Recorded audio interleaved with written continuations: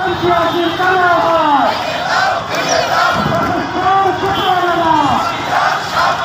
আওয়ামী লীগের কারাগারা হিন্দু মানুষ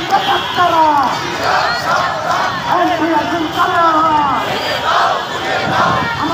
আমাদের সমাজ থেকে হলো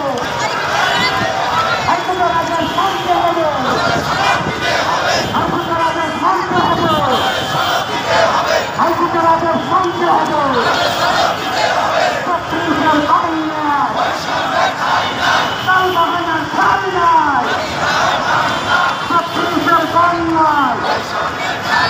সরকারের ছাড়ি নাই